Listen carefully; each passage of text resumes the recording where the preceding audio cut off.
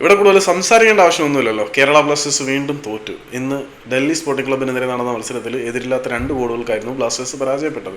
ഏതായാലും പുതിയ പരിശീലകനായിട്ടുള്ള ആഷ്ലി വെസ്റ്റ്വുഡിന് വെറുതെ വന്ന് പൊട്ടുന്നതായിരുന്നു നല്ലത്. പ്രീ മാച്ച് പ്രസ് കോൺഫറൻസിൽ തള്ളിയിട്ട് വന്ന് പൊട്ടുന്നത് ഇത്തിരി ബുദ്ധിമുട്ടുള്ള കാര്യമായിരിക്കും. നമുക്ക് ഈ പൊട്ടലൊന്നും അത്ര പുത്തരി അല്ലാത്തതുകൊണ്ട് വലിയ പ്രശ്നമല്ല. ഇതിനെക്കാട്ടി വലിയ തോൽവികളുടെ ട്രോമകൾ നമ്മൾ അനുഭവിച്ചിട്ടുള്ളതാണ്.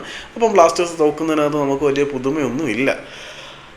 ബ്ലാസ്റ്റേഴ്സിന്റെ നെഞ്ചത്ത് ആദ്യത്തെ വെടി പൊട്ടിച്ചത് ബ്ലാസ്റ്റേഴ്സ് തൂക്കിവിറ്റ കേരള ബ്ലാസ്റ്റേഴ്സ് വളർത്തിയെടുത്ത താരങ്ങളിൽ ഒരാളായിട്ടുള്ള ഐമനാണ്. കാശിന് വേണ്ടി 4 കാശ് കൂടുതൽ കിട്ടിയ സ്വന്തം തന്തയെ വരെ തൂക്കി വെക്കുന്ന മാനേജ്മെന്റ് ഉള്ള കാലത്തോളം ഇങ്ങനെ വളർത്തിവിട്ട പിള്ളേർ തിരിച്ചു വന്ന് നെഞ്ചത്ത് കൊട്ടിയിട്ട് പോകും. അതിനകത്ത് ഒന്നുമില്ല. പിന്നെ ബാംബോക്ക് എക്സ്ട്രാ ടൈമിൽ 1 ഗോളും കൂടി അടിച്ചു. അങ്ങനെ ആദ്യ 2 പകുതികളിലും ഓരോ ഗോൾ വീതം നേടി ബ്ലാസ്റ്റേഴ്സ് അന്തസ്സായിട്ട് പൊട്ടി. പിന്നെ ഫാളോ ഇന്ത്യ ബ്ലാസ്റ്റേഴ്സിന് വേണ്ടി നന്നായിട്ട് കളിച്ചു എന്നുള്ളത് വീണ്ടും എടുത്തു പറയണം. മറ്റ് മത്സരങ്ങളെ അപേക്ഷിച്ച് സ്റ്റാറ്റിലേക്ക് നോക്കുമ്പോൾ ബ്ലാസ്റ്റേഴ്സിന് ഇച്ചിരി പുരോഗതി ഇന്നത്തെ മത്സരത്തിൽ ഉണ്ടായിരുന്നു. ഷോട്ടുകളുടെ കാര്യത്തിൽ കേരള ബ്ലാസ്റ്റേഴ്സ് ഹൈദരാബാദിൽ നിന്ന് വരുന്നുള്ളൂ കേട്ടോ. ഡൽഹി സ്പോർട്ടിംഗ് ക്ലബിനെ കവച്ചു വെച്ചു എന്നുള്ളത് എടുത്തു പറയണം. ഡൽഹി സ്പോർട്ടിംഗ് ക്ലബ്ബ് 12 ഷോട്ടുകൾ കളിച്ചപ്പോൾ ബ്ലാസ്റ്റേഴ്സ് 13 ഷോട്ടുകൾ കളിച്ചു. ഓൺ ടാർഗറ്റിലേക്ക് 2 ടീമുകളും 5 വീതം ഷോട്ടുകളാണ് അടിച്ചത്. ഓഫ് സൈഡിൽ 3 തവണ ബ്ലാസ്റ്റേഴ്സ് താരങ്ങൾ വഴങ്ങി.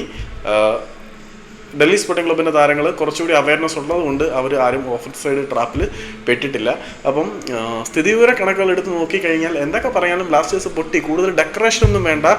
റെലഗേഷൻസോട് നിന്നും കേരള ബ്ലാസ്റ്റേഴ്സിനെ മുന്നിലേക്ക് കൊണ്ടുവരിക എന്നത് നിസ്സാരമാണെന്ന് പറഞ്ഞു. നിസ്സാരമായിട്ട് പിള്ളേർ വന്ന് പൊട്ടിച്ചിട്ട് പോയി. കൂടുതലൊന്നുമില്ല.